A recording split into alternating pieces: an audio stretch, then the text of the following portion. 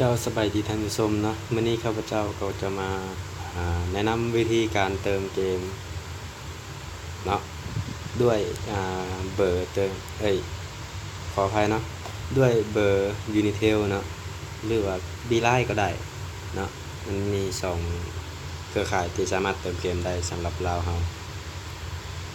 ในมื้อนี้จะสาธิตเติมเกม ROV นะเพราะว่าหมวด Free Fire นี่Free Fire PUBG ก็สามารถเติมได้แต่ว่ามื้อนี้ข้าพเจ้าจะเติม ROV และจะมาอธิบายว่ามันเติมคุ้มกับบัตร True Money หรือบ่เนาะขั้นตอนทำอิฐก็คือเฮาบ่ต้องยุ่งยากเนาะออกจากเกมแล้วก็มาเข้าแอป Unitel เนาะนี่เนาะ My Unitel ก็คือเฮาใช้แอปนี้มันจะสะดวกกว่าเนาะเพราะว่าบ่ต้องก๊อปลิงก์ก๊อปอีสังเข้าไปเลยแล้วก็ยอดเงินของข้าพเจ้าก็คือมี 70,000 เนาะสิมาเฮ็ดเป็นตัวอย่างก็คือเงินนี่ได้มาจากหมู่โอนมาให้เนาะวางแล้วก็ได้ชั้นนี้เน็ตใกล้สิเบิด วิธีเติมเนาะจะเข้าไป Koda Shop ก็คือหลายๆคนอาจจะเข้าไปทางเว็บไซต์เนาะแต่ว่าข้าพเจ้าเข้าผ่านแอป My Unitel เนาะ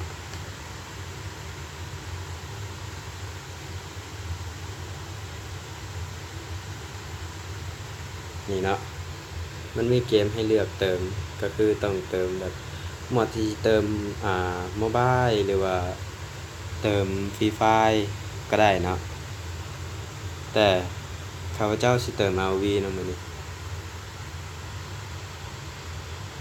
มาเฮ็ดให้ท่านผู้ชมเบิ่งว่ามันจะมันเท่าใดนี่เนาะเลือกเลือกบัตรกำนันเนาะก็คือเราจะเลือกราคาเท่าใดนั่นเองเช่นว่า50เชล50เชลนี่มันจะอยู่ใน 13,900 เนาะและ100เชลเลย27,800ในกรณีนี้เนาะสำหรับผู้ที่ท่าได้ก็คือทาง Unitel หรือว่าทาง Beeline นี่ลาวโทรคมนี่คือกันเนาะมันจะคิดไล่ตามอัตราเงินของการแลกเปลี่ยนของเงินไทยเนาะเงินบาทนั่นเองก็คือ27.8นี่ก็สิประมาณอยู่100บาทนั่นเองเชลในความจริงมันบ่ได้ไหลเป็นเงินบาทเลยเชลนี่กาลิน่าเชลนี่มันจะไหลเป็นแต้มหรือว่าพอยต์นั่นเองคะแนนของกาลิน่าแต่ว่าทางลาวโทรคมหรือว่าทางเครือข่ายเขาไหลเป็นตามเงินบาทเลยข้าพเจ้าก็บ่เข้าใจคือกันเนาะเพราะว่าถ้าไผฉลาดก็คือต้องเติมในกรณีที่เงินบาทลงเนาะเดี๋ยวข้าพเจ้าสิเข้าไปเบิ่งให้ใส่อัตราการแลกเปลี่ยนนี่เนาะ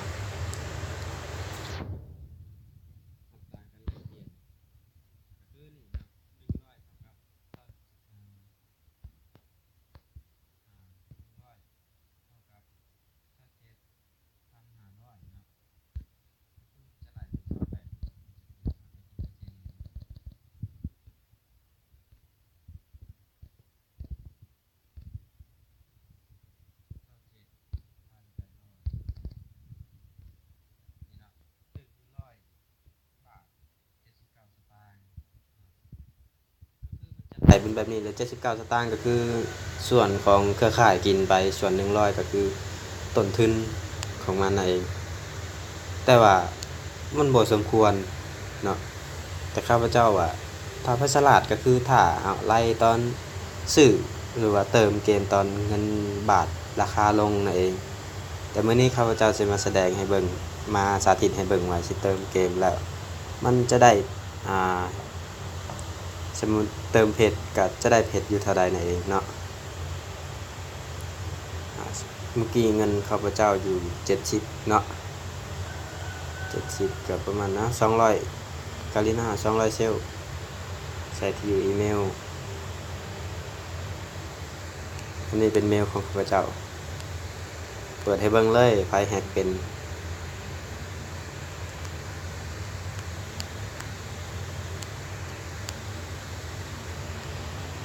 แฮกมากก็แฮกกลับเนาะพี่น้องเนาะ ชื่อตอนนี้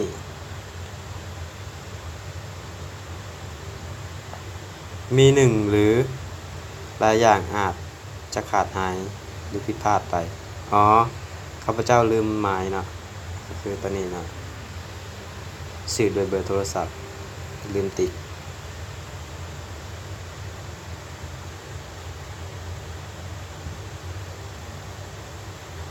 ลงทะเบียนใส่เบอร์โทรศัพท์เนาะนี่เป็นเบอร์ของข้าพเจ้าเองอ่านค่าโคดาสอบสืบต่อเราถามส่งรหัสมา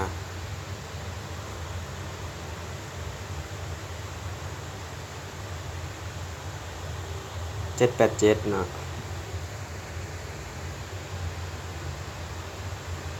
ขอบใจยืนยันการสั่งซื้อของท่านเรียบร้อยเนาะแล้วเราก็ไปค้นหาในอีเมลว่ามันส่งรหัสโค้ดนั่นมาได้ในใดเนาะ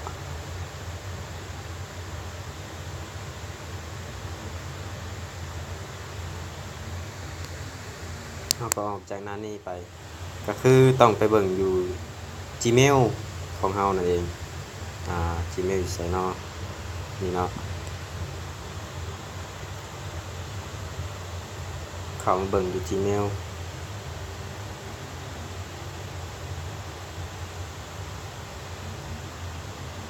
เน็ตอาจจะช้าหน่อยนึงนะเพราะว่าข้าพเจ้าเปิด4G 3G เพราะว่าอยู่นี่มันเน็ต 4G มันบ่แรงนะมันบ่เสถียรอยู่แถวเขตโรงเรียนมขเนี่ยมหาลัยสวรรณเขต 4G มันบ่เสถียรเนาะการซิงปิดอยู่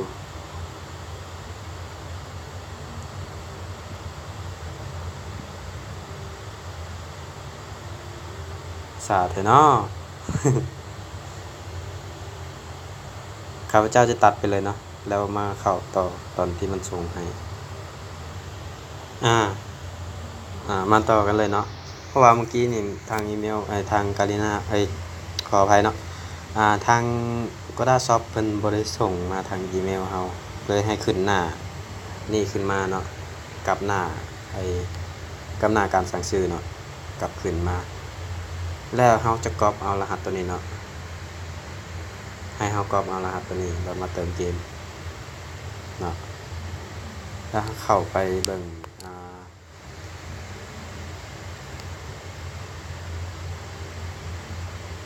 แม่นบ่นั่นแหละ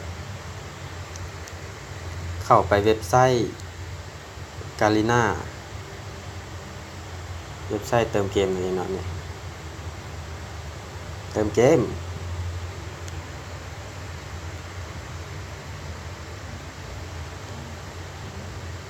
ลงทะเบียนเนาะแล้วกดที่บัตรเติมเงินนี่เนาะบัตรเติมเงินGarena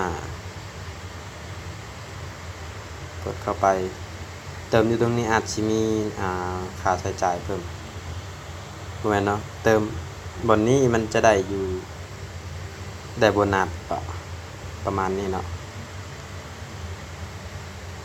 เติมไปเติมด้วย200เซลนี่เนาะ200เซลได้อยู่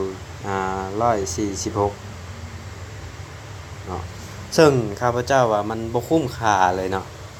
ธรรมดานี่200เซลถ้าเราเติมแบบใช้บัตรทูเนาะเติม200บาทนี่มันจะได้อยู่200กว่าเนาะคูปอง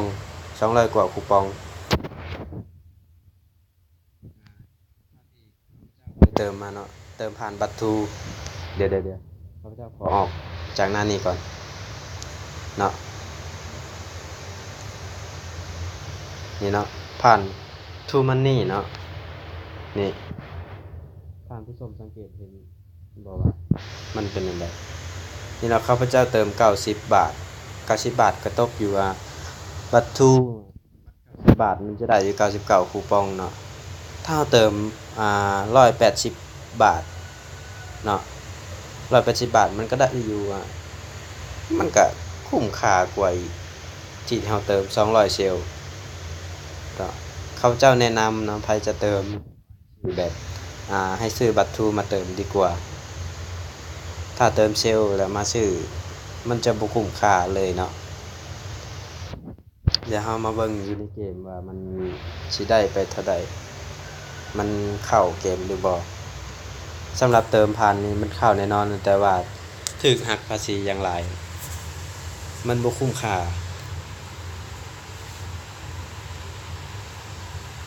ขอตัดไปเนาะมันอาจจะเสียเวลา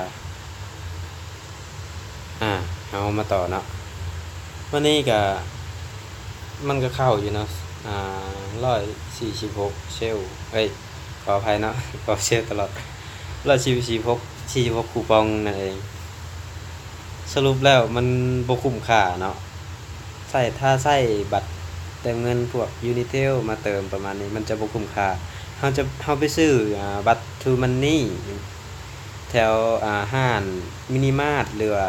แถวเซเว่นเนาะมันจะคุ้มค่ากว่านี่เนาะสาเหตุที่ข้าพเจ้าบ่อยากใช้ 4G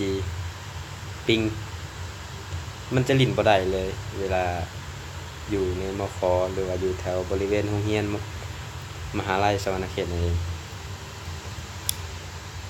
ก็สำหรับคลิปนี้ก็คือมาแนะนำและก็มาบอกรายละเอียดให้ท่านผู้ชมได้เบิ่งหรือว่าได้รับรู้กันนะเนาะเพราะว่าเวลาเราเติมไปแล้วมันคุ้มค่าหรือว่าบ่คุ้มค่านั่นเองสำหรับข้าพเจ้าว่ามันจะบ่คุ้มค่าแต่ว่าถ้าไผฉลาดก็คือถ้าเติมตอนอัตราการแลกเปลี่ยน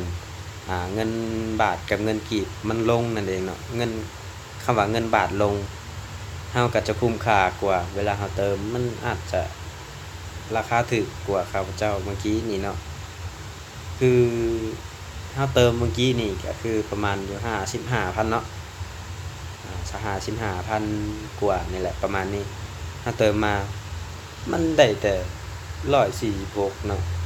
ส่วนข้าพเจ้าเคยเติมเอาบัตรทูเนาะบัตร90ทูนี่ข้าพเจ้าซื้อ25,000เนาะ25ก็เติมเคยเติมไปแล้วนะมันได้อยู่เกือบ200นี่แหละเกือบ200คูปองมันจะคุ้มค่ากว่าที่146เนาะเพราะฉะนั้นแนะนำถ้าใครมีบัตรกาลิน่าก็ให้เติมผ่านบัตรกาลิน่าเนาะมันจะมีเปอร์เซ็นต์ให้แล้วก็ใครเคยใช้AirPay AirPay